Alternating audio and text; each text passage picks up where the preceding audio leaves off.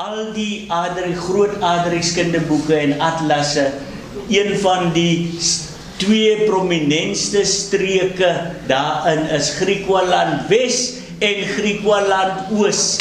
Dis wat die boeke sê. Waar kom die name vandaan as dit nie van die Griekwa was nie?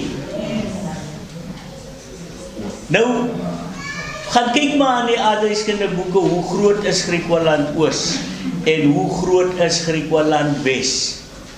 Nee? Dan besef u, ons is hier, ons is nog en ons sal wees.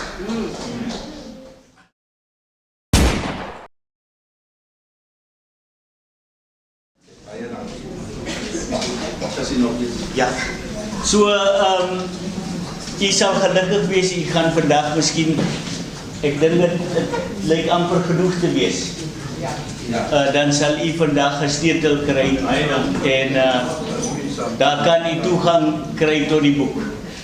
Maar ek wil net so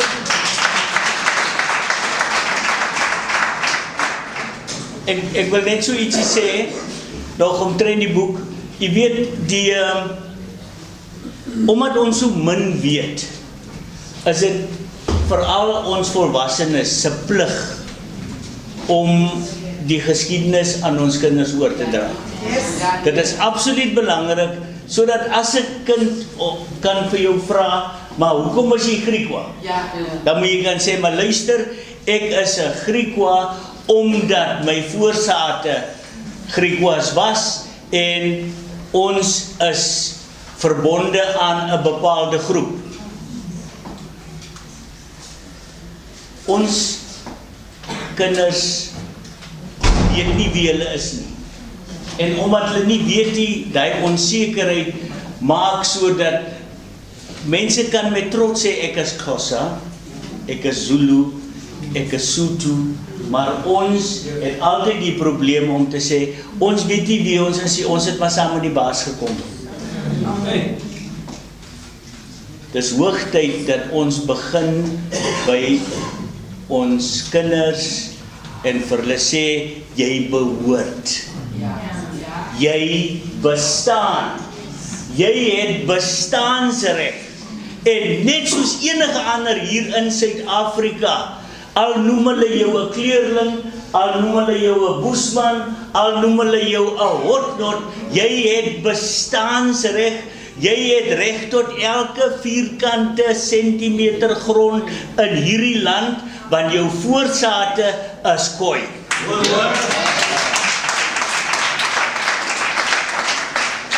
Ons moenie skaam wees nie. Ons moenie skaam wees oor wie ons is nie. Ons hoef nie verskoning te maak vir niemand nie. Ons behoort aan hierdie grond. Die grond waarop hierdie kasteel staan was 'n strand. En ons voorsate het hier gebly, het hier geoes vir voedsel. Hulle het hier gebly. Jan van Riebeeck het nie die plek ontdek nie. Niemand het ontdek nie. Christopher Columbus het nie vir Amerika ontdek nie. Dit was al daar. Dit het mense gehad. Hierdie was nie 'n land wat droog was nie. En ek het toe gewonder, maar Dr. Wesselaar se boek se titel was Forgotten but not buried.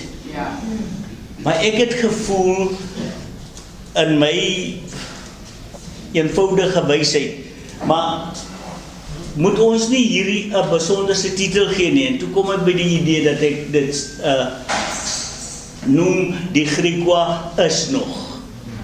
Die Griekwa was, ja, ons hoor van hulle geskiedenis. Die Griekwa is, ja, ons weet dit.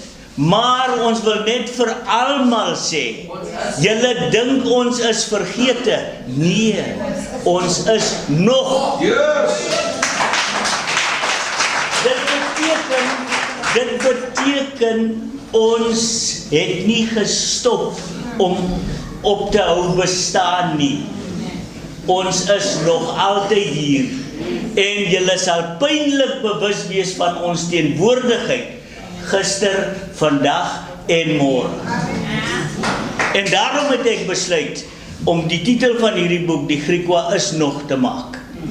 Nou, hierin gee ons 'n uiteensetting in die eerste deel, 'n basiese uiteensetting van die geskiedenis beginnende by Adam Kok in die 1740s.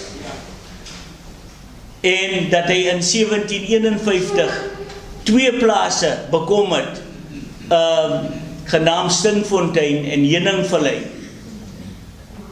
wat nou Piketberg is. Wat nou Piketberg is, was deel van Adam Kok se plase. Hy het duisende vee gehad. Hy was een van die eerstes wat ossewaans gehad het. Dit was, en hy het sommer begin, hy het sy vryheid gekoop. En het hiervandaan mense bymekaar gemaak, vryslawe, drosters. Onthou, hulle was nie eers Griekwa nie, hulle is beskou as basters. Hulle het getrek as basters, net soos die Rehoboth basters in 1866 vanaf Skietfontein en Amandelboom, wat nou Williston is, en de tuin daarna by Kennard getrek het. Hulle het hulle as basters beskou, want hier in die kolonie het hulle neergesien op die mense van gemengde afkoms.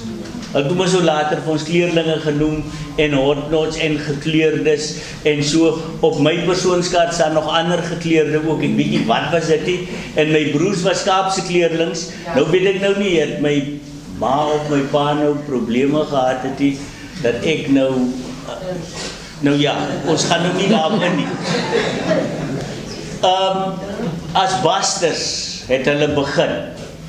Adam Kok het hier vandaan noordwaarts getrek, omdat hulle nie wou staan. Daar was 'n begeerte, 'n behoefte, 'n brandende begeerte om 'n onafhanklikheid te vestig en te sê, maar ons wil 'n plek hê waar ons onsself kan regeer, waar ons mense kan bemagtig om self iets vir hulle te doen.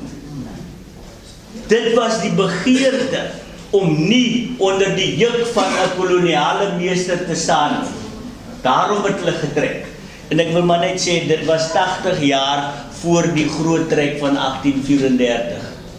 80 jaar voor die groot trek. So as hulle hier in die geskiedenisboeke leer hulle vir ons van die groot trek, laat ons maar sê, dis maar eintlik, dis nie die pioniers nie, dis maar nou 'n groot liefstorie daai.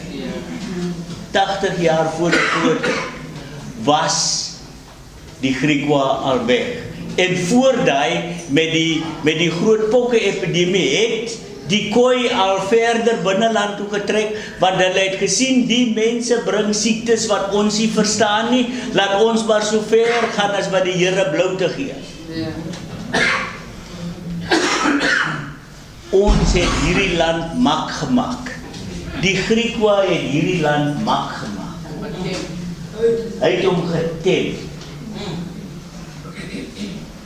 Al die groot aardrykskunde en atlasse, een van die 2 prominentste streke daarin is Griekwaland Wes en Griekwaland Oos.